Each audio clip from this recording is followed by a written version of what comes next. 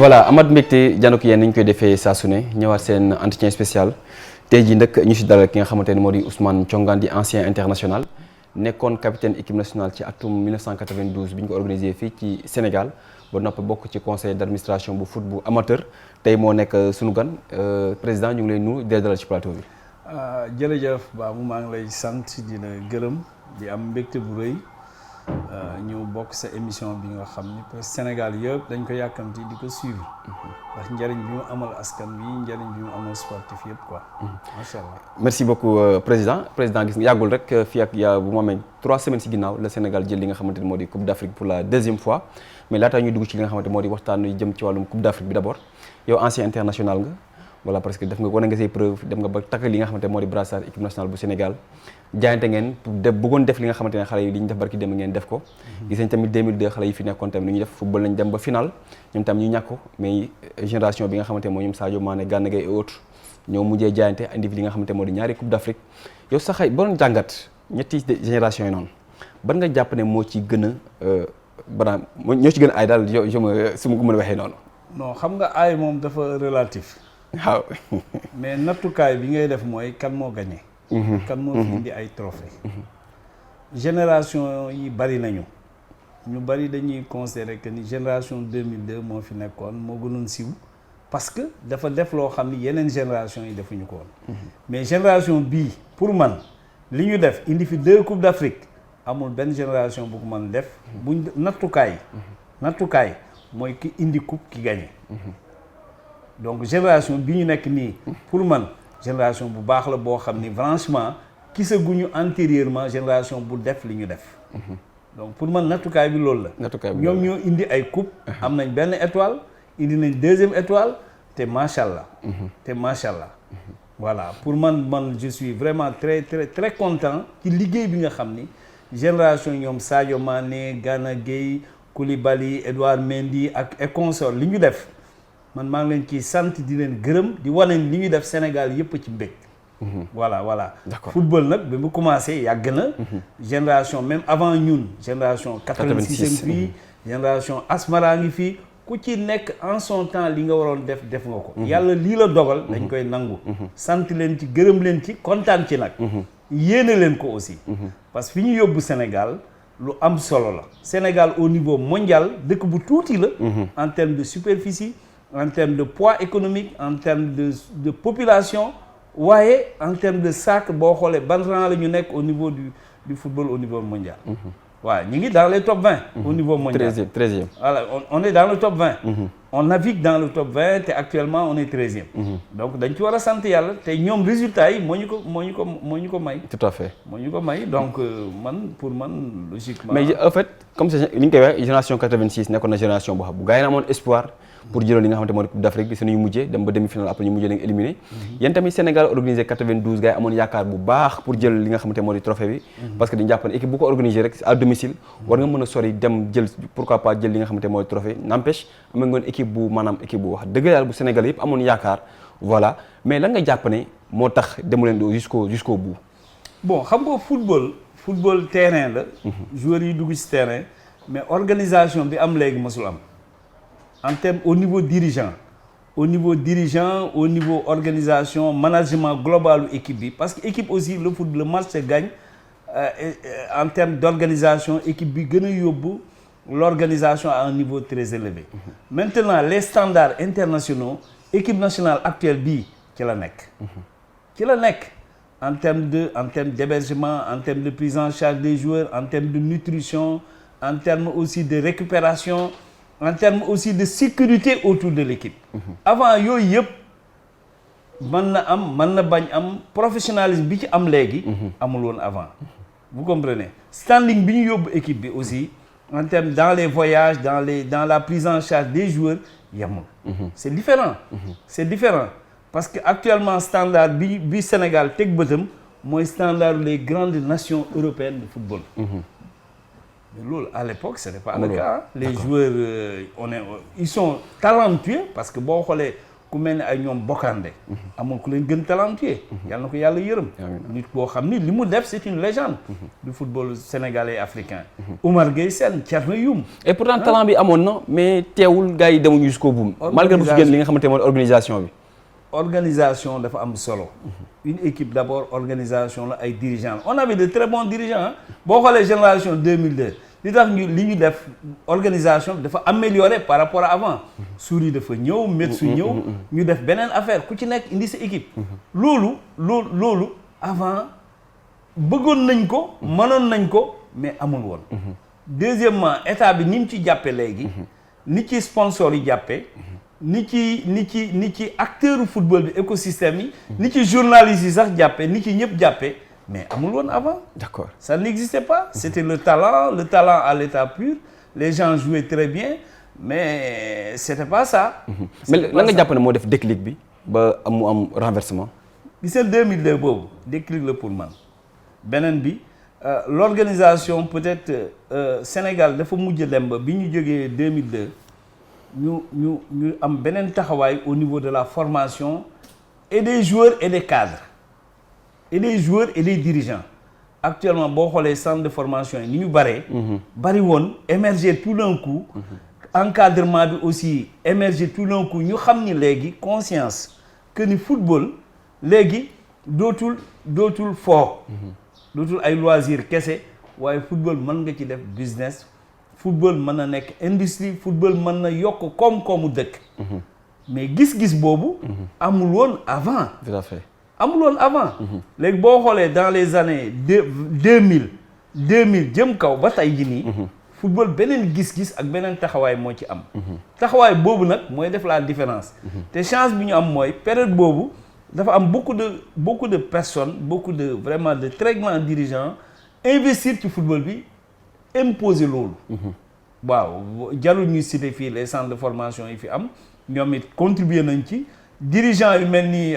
El Hadj Malick Sy Souris ñoom Vava et consorts ñoom Saër Seck ils ont fortement contribué à ça. Tout à fait. Avant Oumar Seck def na lu mu mën ñoom Fakhri def na li ñu mën oui. mais actuellement ñii bi ñu jëlee affaire yi depuis bi ñu jógee 2002 gars yi commencé oraawu Sénégal nekk mondial léegi dootul Afrique kese mondial ñu ngi dégg fu nekk ñi fu nekk di xool ci carte Sénégal carte ab monde bi fan la ci Sénégal nekk mais kooku beneen mbir la voilà sunu président yi ñun ñii ñëpp nga xam on avait la chance de voyager un peu partout dans le monde fu ñu dem ñu ne ñuy tuddal ay tur waaw ay Kalidou Fadiga ay El Hadj Diouf ay nangam c'était les plus célèbres ñaar ñooñu lañu dal léegi foo tourné ñu ne an Sadio Mané oui. voilà ana Sadio Mané mais voilà mais damay déglu kii nga xamante ne moo di le doyen Abdoulaye Diaw di wax ne malgré talent ñi am nañ talent mais génération Asmara génération 86 92 ñoo ëppoon talent ñi nga xamante ñoo fi nekk mu jàpp ne organisation bi nga xamante ne moo am jamono jii bu ko amul si ñoom Sénégal dina bëri ay trophées est-ce que vous partagez cette même avis. man loolu laa gëm maag Ablaye Diaw ñoo bokk gëm-gëm boobu ci loolu mais talent rek doyul pour nga gagner ça c'est valable un peu partout talent ak expertise doyul pour nga gagner mais en termes de talent mën nga gis ay joueurs bu ñu doon par exemple classement bi Ablaye Diaw def suñu doyen Ablaye Diaw ñu ngi koy nuyu di vraiment di ko ñaanal yàlla bàyyi ko fii suñu kanam parce que nit ku baax la nit ku am yéene bu baax la ci Sénégal nit ku waa Sénégal war a jox cëram la parce que Ablaye Diaw moom ñun ñëpp dañuy kontaan tout le temps di ko tudd di ko fàttaliku gis nga li mu xam ci football wax ko noonu ñun gis nañ ay talent yoo xam ni amoon nañu avant mën nañu lim ay tur xaju fi ñoo dàq football ñi fi nekk vous comprenez mais système mais période bi ñu ko doon defee ni ñu doon footballé fi football bi tolli woon ñoom foofu lañ mënoon yam noonu la ñu aligné woon ñii lii mooy seen métier talent actuel yi nii lii mooy seen métier ñële dañ daan xëy di liggéey di football di entraînement tey ñu ñëw suba duñu ñëw seen nutrition tey c'était pas suivi il n'avait pas un staff médical et cetera fii actuellement nii tous les joueurs ku ci nekk tu te considères comme une petite et moyenne entreprise da nga am un staff autour de toi. Tout à fait. am nga ñoo xam ñooy toppatoo ni ngay lekk am nga staff médical bu la neexee sax de temps en temps ngay dem ay jet privé ñu lay dem di yóbbu tu voyages en business class tu vois yooyu yëpp conditions yi ngay vivre tu voyages dans les hôtels 5 étoiles mais yooyu amul woon à l'époque. donc talent bi kese amul. jàpp nga ne organisation boobu bi am nii actuellement ni bu amoon ci seen génération. Sénégal dina bëri coupe d'Afrique. Égypte du ñu ëppale coupe d'Afrique. Égypte xam nga Égypte actuellement au niveau africain moo ci ëpp coupe d'Afrique. tout à fait mais Sénégal fi mu toll nii fu ñu tawee Égypte gagné ko xam nga. la preuve étranger Égypte dañu raw. ñoo leen mën foofu. c'était pas ñu bari nee nañ c'est notre meilleur match. Sénégal Égypte mais pour man Égypte en réalité c'est pas notre meilleur match dañu ñëw imposer ko jaar ci kawam jàll. mais Sénégal Congo match bu ko gën a metti amul. parce que loolu les gens l'oublient bu ñuy def analyse bi Sénégal Congo dafa metti Congo dafa ñëw bëggoon gagner am ay période yoo xam ni dafa doon ñëw pour jaar ci kaw Sénégal heureusement bi ñu dugalee Ibrahima Mbaye mu def la différence ñun ñu gañ ñun ñu match nul comme lan mais Égypte gënul baax Sénégal mais organisation la ñu mënee boo gisee le football local demuñu fenn parce que tout simplement l'organisation dans certains pays surtout au Maghreb mais moo tane Sénégal moo tane donc tout est question d'organisation moo tax football boo bëggee mu dem écosystème bi ngay defar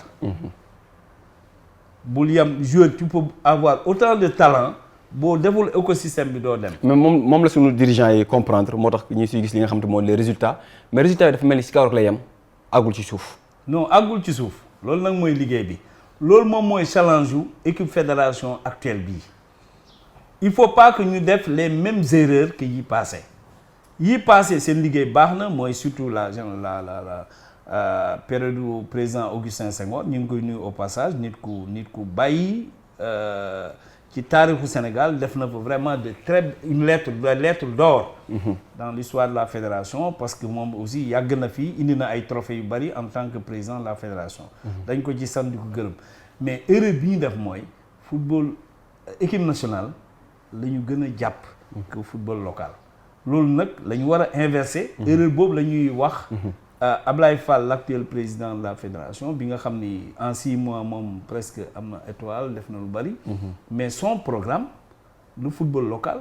daf ko ci war a feeñal développer ko c'est l'occasion de faire en sorte que les clubs sénégalais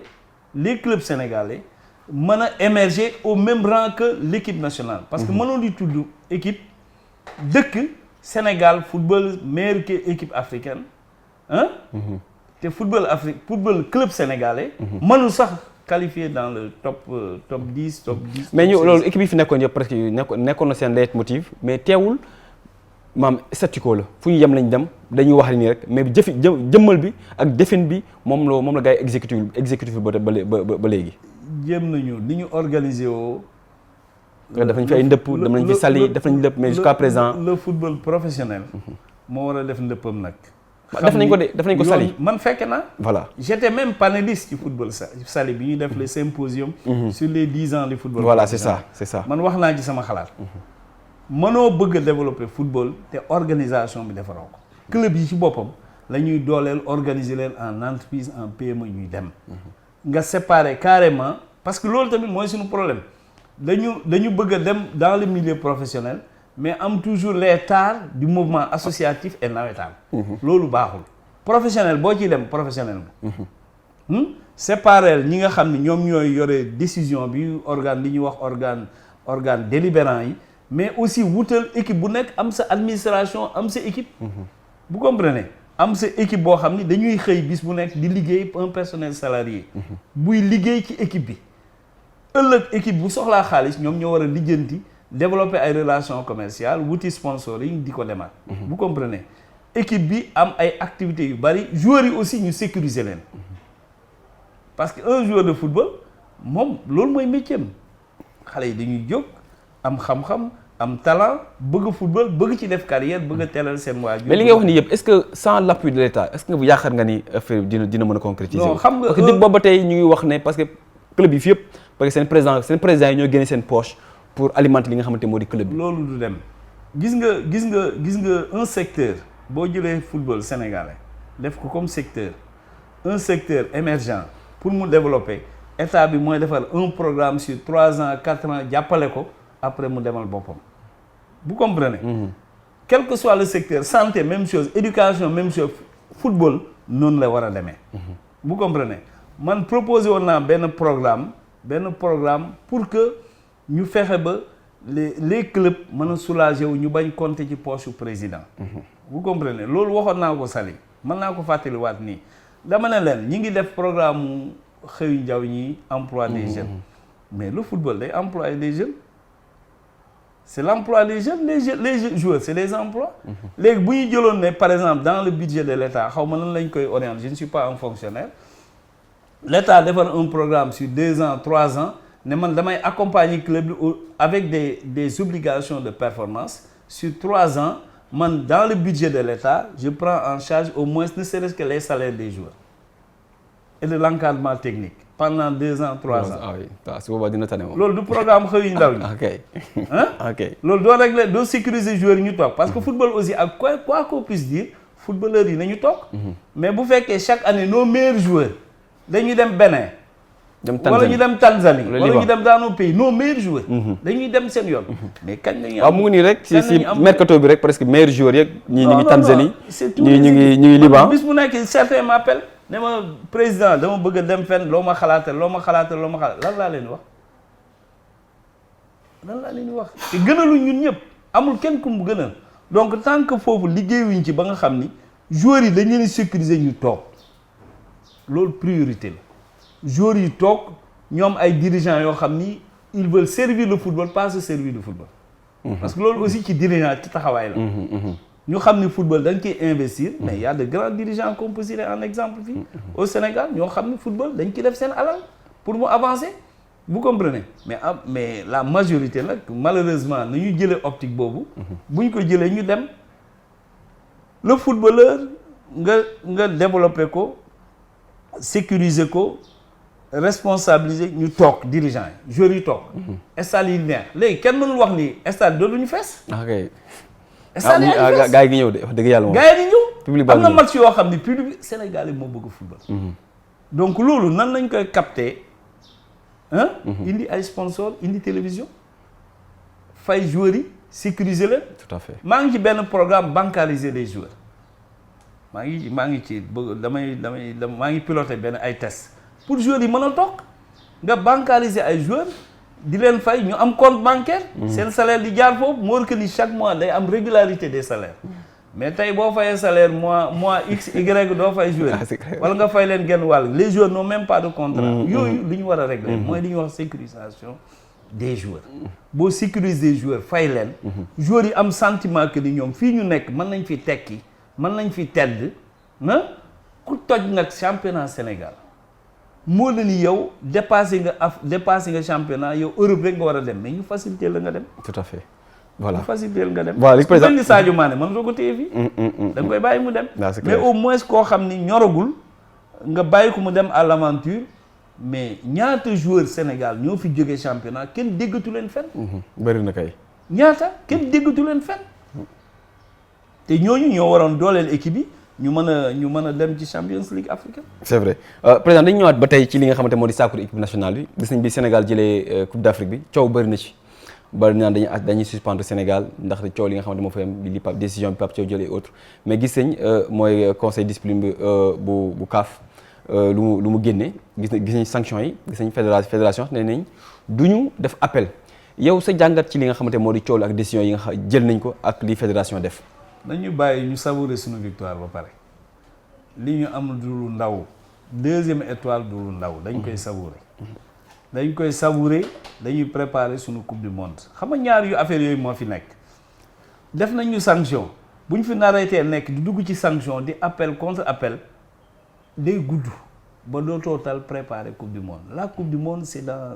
quelques mois. Dans 4 mois c'est dans 4 mois. Dans 4 mois c'est vite ça va très vite. Dans 4 mois, pour moi, la prochaine Coupe du Monde a démarré le lendemain du sacre. Le lendemain du sacre, tu démarres les préparatifs de la Coupe du Monde 2020. Vous comprenez? Parce que moment où nous jouons Coupe d'Afrique, il y a des équipes européennes qualifiées, nous avons préparé cette Coupe du Monde. C'est vrai. Exemple en est que vous comprenez? Nous, France, nous avons joué sur le premier match. Voilà. Mais nous avons fait un superviseur pour le Sénégal. Nous perdons les là. Quand cela veut dire que nous parlons. Ils ont donné Sénégal. Ay vidéo la ñu teg xam nañu ñëpp ñun nag ñun lendemain sacre bi waruñu perdre benn minute pour orienter ko maintenant ci coupe du monde te loolu am naa ci yaakaar man parce que xam naa comment travaille Ablaye Fall Ablaye Sow ñoom wóor na ni seen xalaat bi yëpp mooy coupe du monde bi ak toute l'équipe qui suit derrière les membres du comité exécutif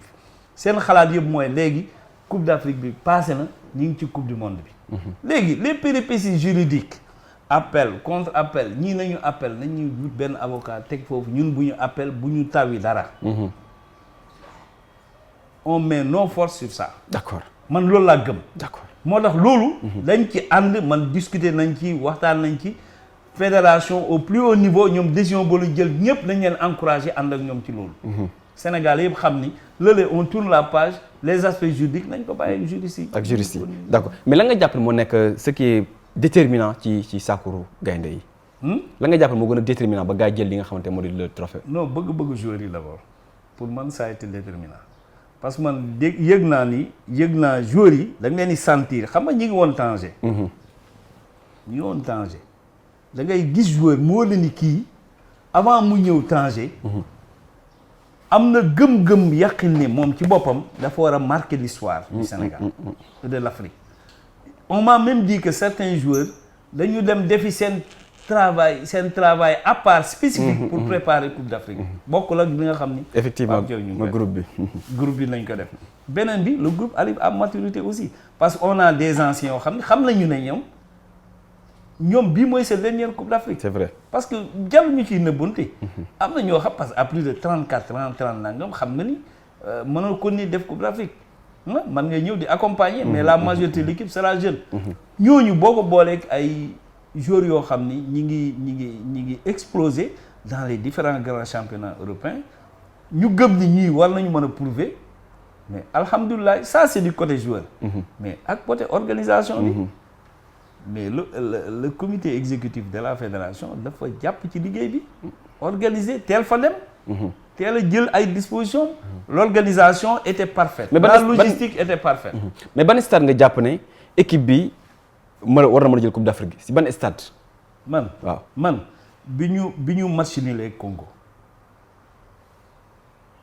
ni ñu def ba match nul ak Congo bi ñu ci génnee laa ni ñun ñii amul ku ñu fi mën téye on a beau dire mais tamit est-ce que nekkul yoon bi nga jaar tamit mu nekkul moo gën a yomb que yoon bi nga xamante ne peut-être ñu ngi wax ne Maroc jaar moo tax affaire gën a facile si yéen yoon yëpp a metti yoon yi Coupe d'Afrique moom équipe booy dajal ni nga préparé woo jël drapeau sa dëkk ñëw moom noonu la préparé woo jël drapeau nëkk population bi yëpp di ko xaar même ki jël ndaare teel a ñibbi c'est la même chose wax ji mooy Sénégal dañu amoon certitude que ni ñun xam nga dafa amoon sax en certain moment doon discuter avec benn mu ne ma je sens une certaine insolence même des Sénégalais. Ils ont l'impression que non dans le jeu. Voilà ngeen baal ma on a l'impression que ñoom xam nañu ne final lañ jëm. donc jarul ñoo mën équipe yëpp jarul sax ñuy sonn quoi. jarul forcé. comprendre quelqu'un m'a même dit ça loolu nañ café xam nga des fois da ngay daje ci café yi après match yi quoi. discuter mu ne vous avez l'impression yéen ku ngeen dajal yéen a ko mën da ngeen dem final. te Marocains yi aussi. xam nañu ne les deux meilleures équipes africaines Sénégal la ak Maroc donc bu ñu dajee avant final ñun aussi li ñu yàlla chance bi ñu yàlla may bon nee nañ dañ ko ça a été prédéterminé mooy ñun jóge wuñu Tanger waaw loolu aussi c'est déterminant xam nga Coupe d'Afrique li gën a métti ci Coupe d'Afrique c'est les voyages di bouger parce que chaque fois booy bouger logistique bi démarrage bi tey la suba la ngoon entraînement yi doo ko maîtriser da ngay dem di ñëw des fois nga am terrain des fois doo am terrain ak hôtel loolu aussi stabilité boobu dafay dalal xel day permettre nga am temps de récupération ndax Coupe d'Afrique mais dalal xel dafa mel ni Marocains yi loolu lañu bëggoon dindi parce que gis nañ veille finale bi ak jour final bi bi ñu ne bi gars yi wàcce fi nga xamante moo di gaar bu Tanger gis nañu ne gars yi dañu accueillir de même que le jour du match bi billets yi sax pour Sénégalais yi gis ko c'était vraiment un problème li nga xamante mooy billet VIP gis nañ ni mu demee péripéties mu mel ni Marocains yi tamit xamoon nañ yéen mooy quiétude boobu stabilité boobu peut-être bu ñu ko dindi woon ci yéen dina nekk benn handicap. alhamdulilah bi président fédération sentiré loolu sentir ni ñii xam nañu Sénégal li tax muy performer di dem di football yi di amul benn problème tous les matchs stabilité la ak quiétude la autour de l'équipe président xam la na def même loolu bi ñu ko créé ñoom mais il faut isoler l'équipe et les joueurs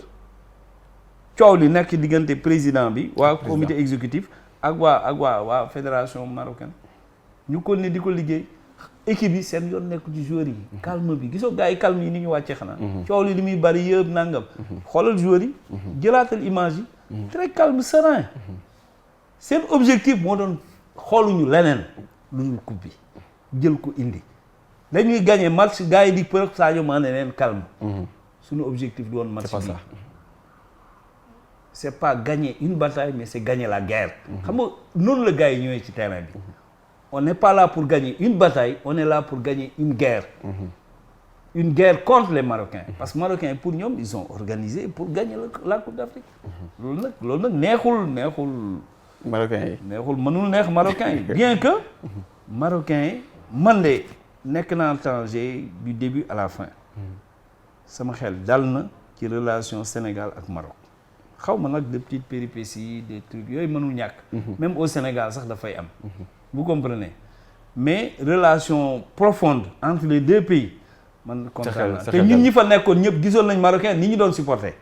waaw c'est vrai voilà loolu moom képp ku fa nekk gis nga Marocain ni ñu doon supporter Sénégal tout à fait le jour de la finale man mag ay Marocains ñoo génn doo wàcc stade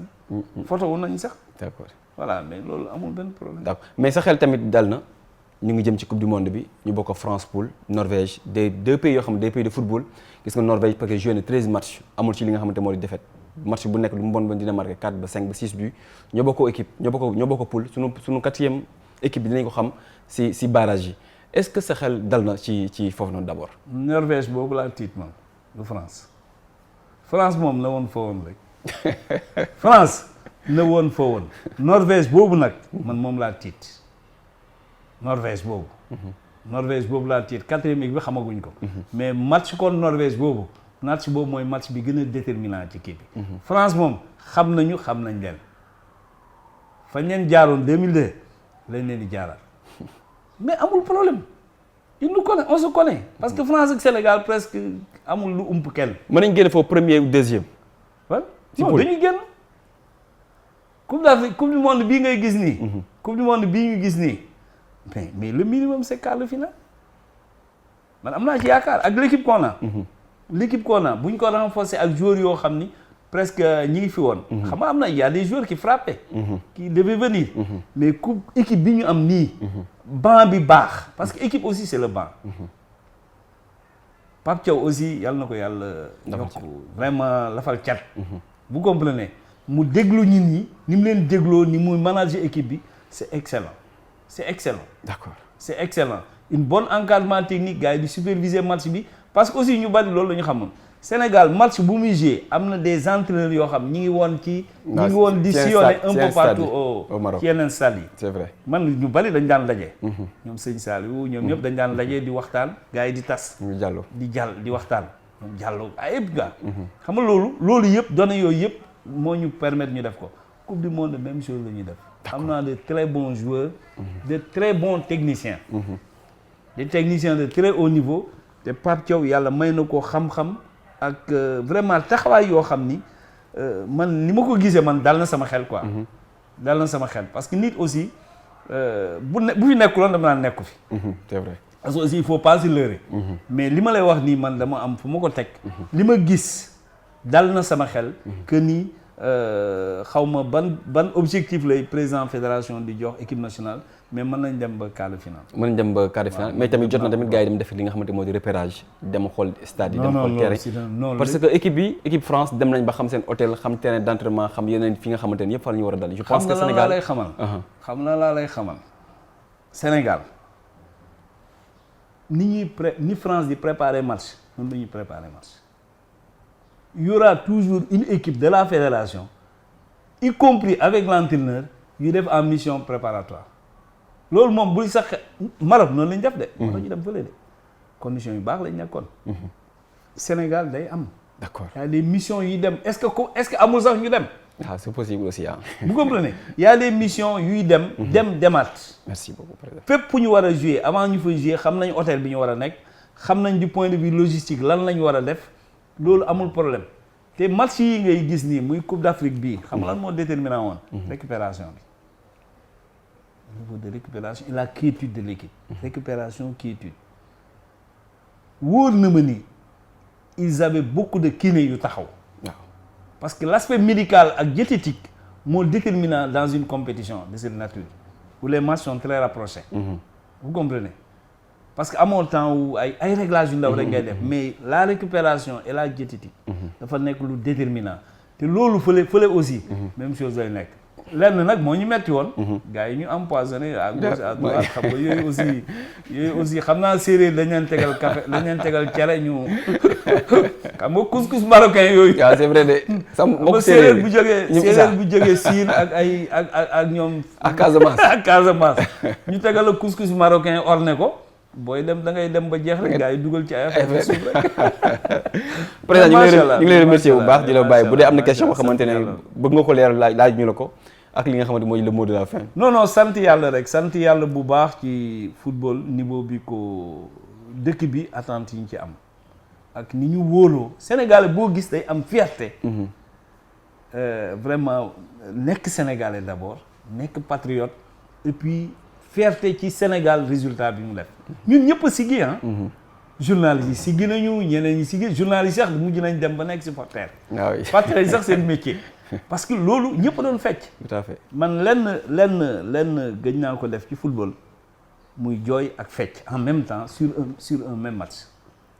te Maroc def naa ko macha allah jooy naa fecc naa ci même match j'ai traversé toutes les émotions ci le même match muy la finale macha allah muy la finale te loolu aussi sant yàlla la am yaakaar ni avec l'équipe du président Ablaye Fall bii ñu am nii lii moom lu ndaw la ci li ñuy xaar merci beaucoup président lu ndaw la ci li ñuy xaar te nañ ci profiter aussi et ça c'est vraiment un appel très fort ñu xoolaat le football local nan nañ koy positionner waat au niveau Sénégal et au niveau africain gën a dooleel joueurs yi quoi merci beaucoup gën a dooleel yaakaar naa ne li nga xamante ne moo ne message bi ñiy jiite football bi wala gouvernance football bi dégg nañ ko bu baax a baax pour ñu jointe li nga xamante moo di foot local bi voilà di remercier kii di président Ousmane Thiongane comme ni mu ko waxee rek ancien international di ko remercier bu baax lu ñu dal ci maanaam bureau ñu waxtaan li nga xamante moo jëm ci wàllum football di leen remercier yéen nekkoon seen kër doon saan li nga xamante moo di mag bi di leen jox rendez-vous très prochainement incha allah di jaajëfal aussi sunu ay technicien di Mbappé ak Lamine Yamal jaa ngeen jëf